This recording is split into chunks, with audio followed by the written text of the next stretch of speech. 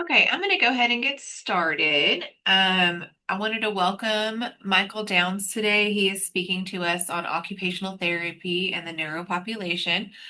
Michael is an occupational therapist at Norton Specialty Rehabilitation Center, St. Matthews. Michael has 23 years experience of working with patients who have a variety of neurological conditions, including Parkinson's disease, stroke, multiple sclerosis, traumatic brain injuries, lymphedema, and various orthopedic injuries.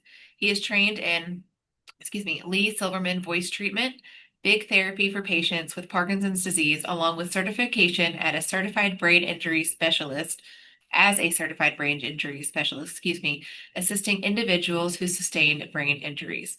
Michael, I'm going to go ahead and let you take it from here. Okay, can everybody hear me okay? And hopefully everybody is looking at my PowerPoint presentation that says occupational therapy in the Yes, neural population. we can see it. Okay, okay. Well, as my wonderful introduction was, I am an occupational therapist. I've been practicing for 23 years, and I work at Norton Specialty Rehab at Norton's Women's and Children's Hospital. And I treat a variety of diagnoses, including a lot of neural populations. And today I'm going to present on a passion of mine, occupational therapy, and as it relates to the neural population.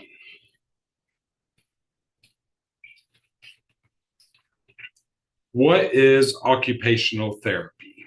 Occupational therapy empowers individuals by using meaningful activities as both the method and the outcome of rehabilitation, addressing not only physical and cognitive limitations, but the full context of a person's life to support safety, independence, and participation in what matters most. And that's per the AOTA, that's our American Association of Occupational Therapy. But what does that all mean? Because that's kind of a complex definition. So I hear all the time, and people always tell me, I have a job, I don't need occupational therapy.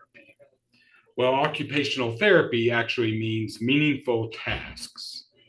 So OT helps people return and participate in their meaningful activities they want or need to do. What does OT help with?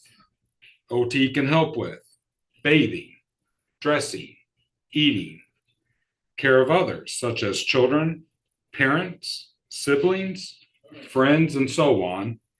Their play and leisure tasks, such as knitting, golfing, scuba diving, reading, driving and community mobility. And as a side note, another OT, I think next week and the next week or two, is going to present on the driving eval program we also have at Norton's. We also address home management, safety procedures, meal preparation, social preparation. We're going to kind of discuss some of those things later. Some common neural conditions we treat. We treat dementia, Parkinson's disease, CP, epilepsy, MS, stroke, ALS, peripheral neuropathy, cancer such as brain tumors, Huntington's disease, and traumatic and acquired brain injury. But this is not an exclusive list. How does the brain and nervous system affect daily life? Well, neurological conditions can affect movement and coordination, such as difficulty with buttoning, writing, tying your shoes, reaching up into cabinets, making a bed, or cutting food. Your thinking and memory, such as making shopping lists, directions to a friend's house, remembering phone numbers, or actually using the phone, what to make for dinner. It can also affect sensation, whether you know if you cut or burn your hand, amongst other things. Vision, it can result in double vision or visual neglect where you bump into items. Your communication, how you speak and hear other people or how you actually communicate yourself. Also, your emotional regulation. So some people have uncontrollable, like laughing and crying, and it's called like emotional lability. OT helps you adapt and retrain these functions. How does this impact function?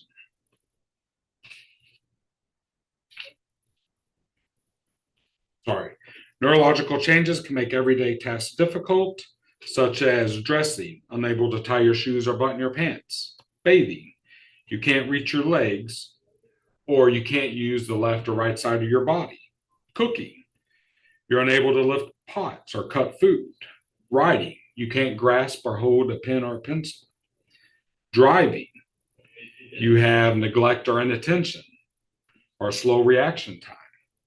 Working, you can't return to work or do your normal working activities. Socialization, we kind of talked about this. Friends can't understand you when you speak, or you're unable to walk or travel. These are just a few examples. OT, we identify problem areas through testing, observation, and interviews. So what we're trying to identify is what is now difficult or impossible for the patient to do. What have you lost? What do you need help doing? These are questions we try to answer, then address through therapy.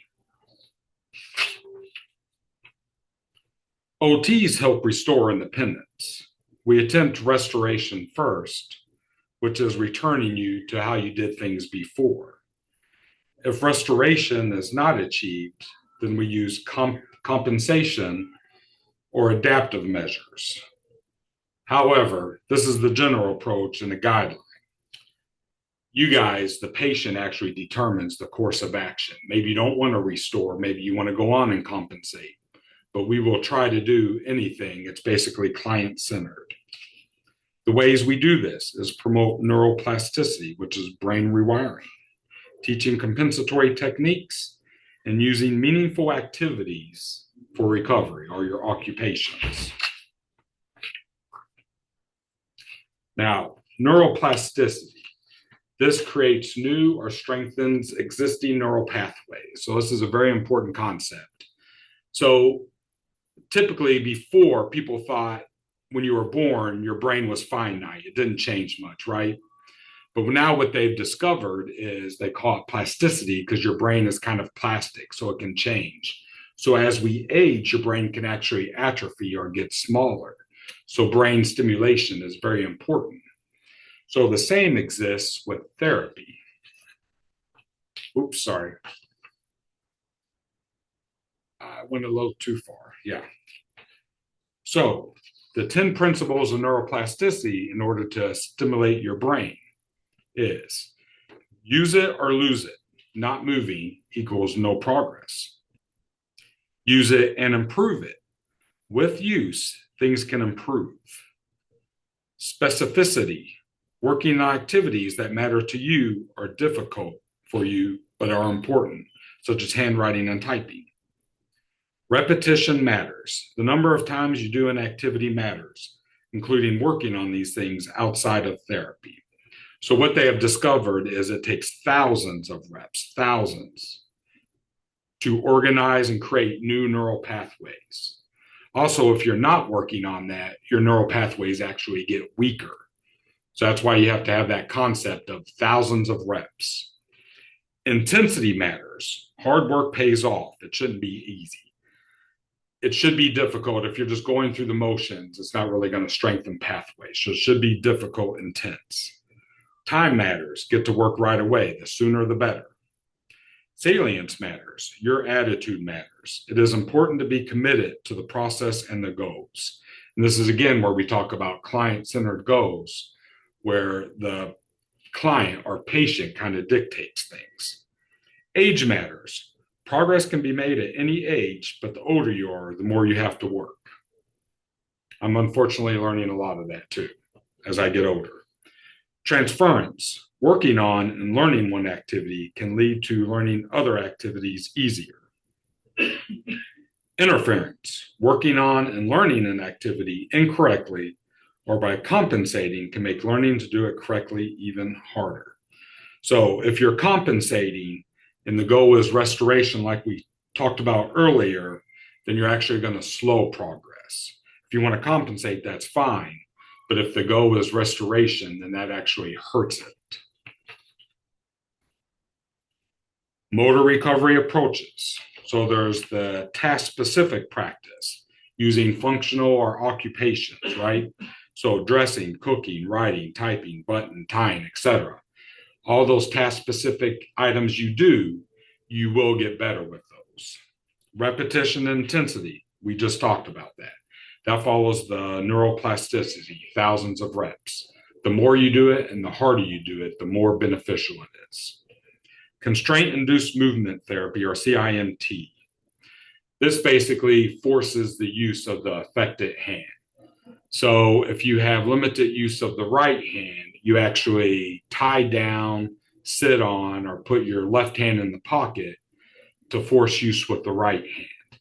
You can start off 10 minutes a day, 30 minutes a day, an hour a day, but you gradually want to progress to where you're doing functional things with the affected hand or side. Graded strength and coordination exercises, exactly what it sounds like. You're just doing strength training, grasping small items, and that improves coordination and strength. Another thing we can work on is cognitive and perceptual training. So we work on memory and attention activities, and we do functional tasks like puzzles, Sudoku, memory games, checkers, chess, etc. Problem solving practice, how to take bus routes, how to navigate around your environment. Visual scanning and neglect training. We talked about visual deficits earlier. So work on scanning to the right or left or towards whatever side you have neglect on. And compensatory tools like planners, visual cues, labels, alarms, apps. We'll kind of talk more about that in a little bit. Okay, ADL and IADL retraining. So ADLs, otherwise known as activities of daily living. This is things like bathing, dressing, grooming, eating, toileting, transferring. And then you have your IADLs, or your instrumental activities of daily living. And those are things like cooking, cleaning, managing your finances, grocery shopping, managing medications. Again, these are just examples. This isn't the total list. But first, we talked about we want to relearn and restore those activities. If we can't do that, then we use adaptive equipment or strategies as needed. Energy conservation, fatigue management. Ways you can kind of work on these things. Plan activities by breaking into smaller tasks or steps. Alternate between easy and difficult tasks. Use adaptive tools to save energy.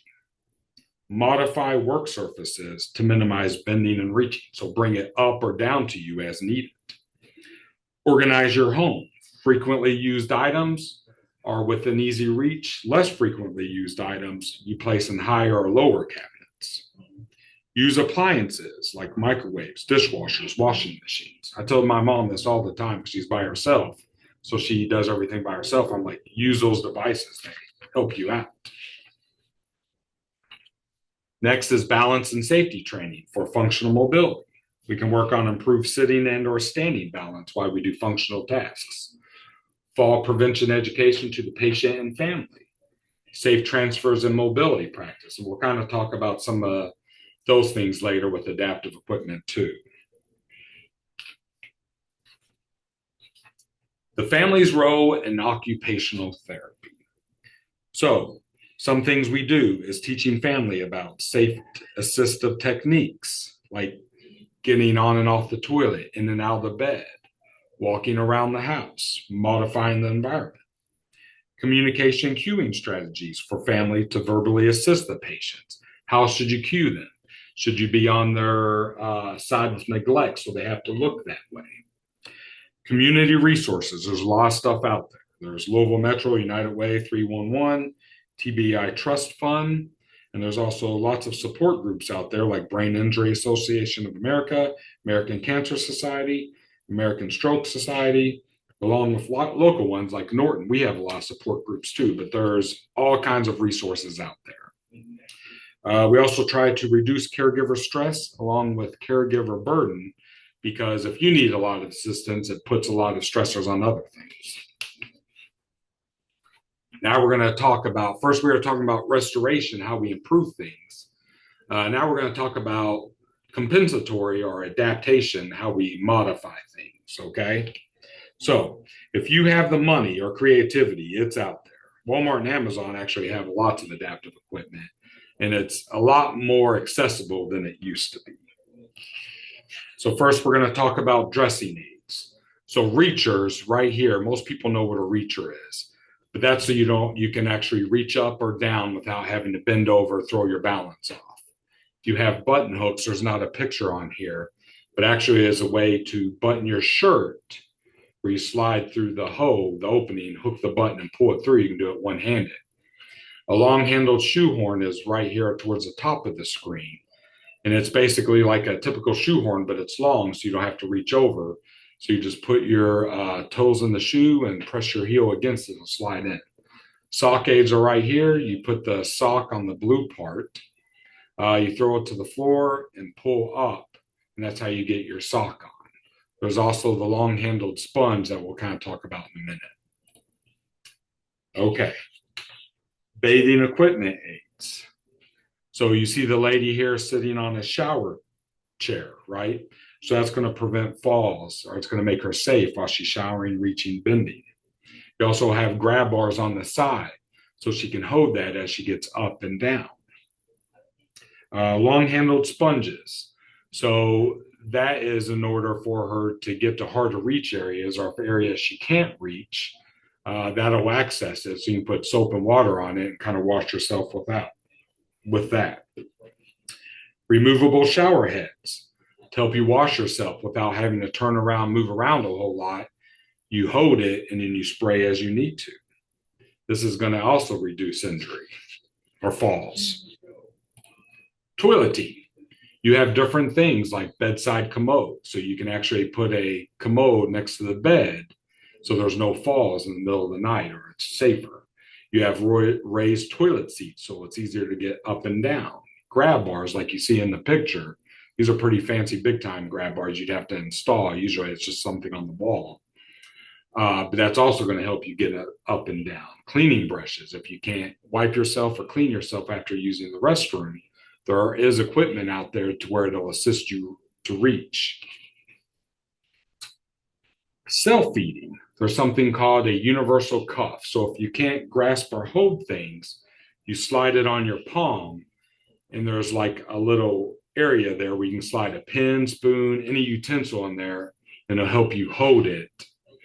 So you can actually use that affected side. Built-up handles. If you look in the lower left hand, you see those foam rolls. You actually cut those and you can put them on any utensil, and it's going to make the grip wider so it's easier to hold. Weighted utensils. So sometimes if you have a lot of shaking or unsteadiness, that weight, we call it proprioceptive input, will actually help you hold it better and use your arm better.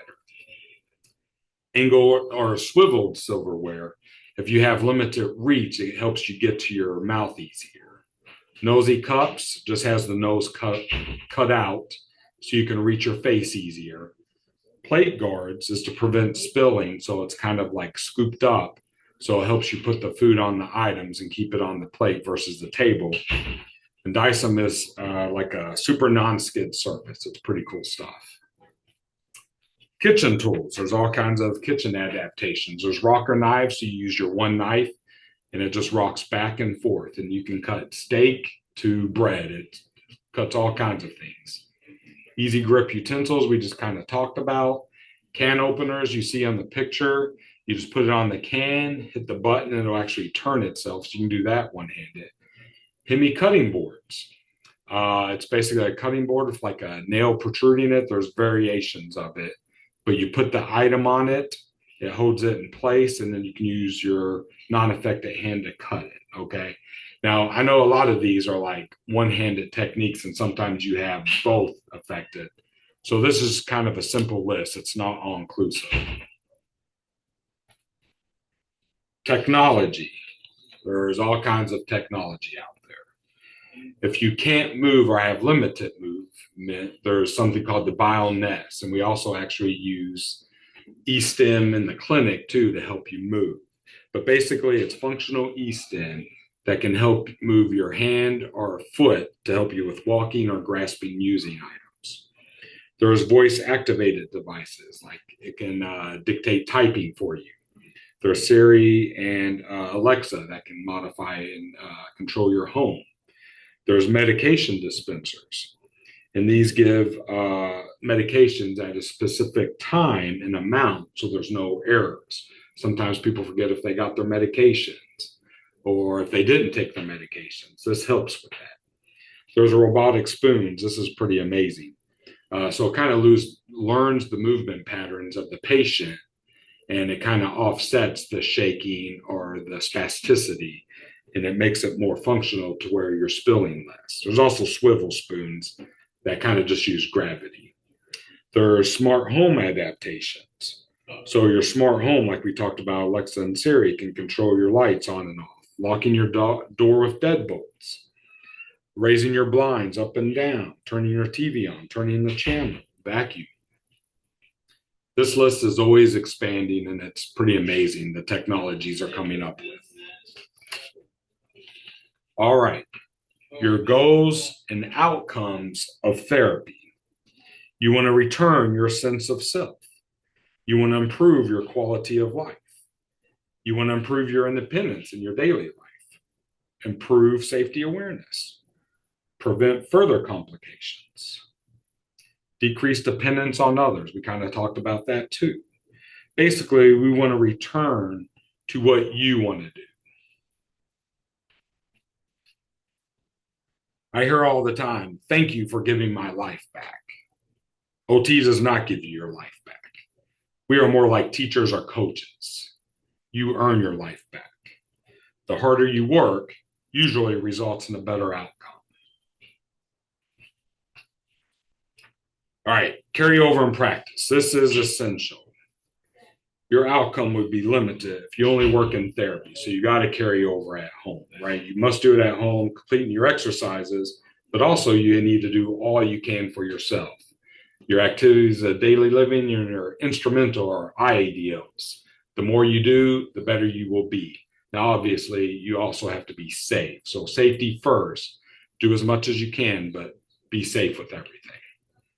Repetitions, we talked about how that's so important for neuroplasticity. You want to rewire your brain. Involve family for support and accountability.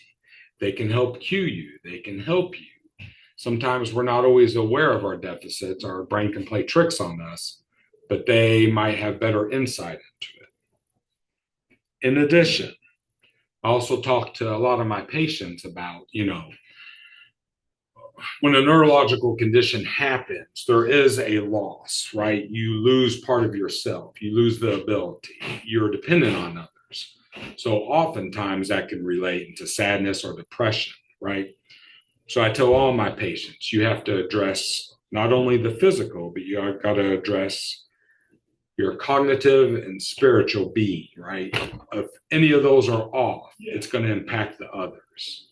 So you really need to look at all three of those and make sure you're addressing all three, or you're only going to have so much improvement.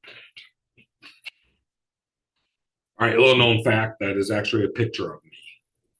And I view occupational therapy as we are the unsung heroes. Now, I want you to go visit your neighborhood OT and get some help if you need it. All right, you guys have any questions or discussions? We can open it up now.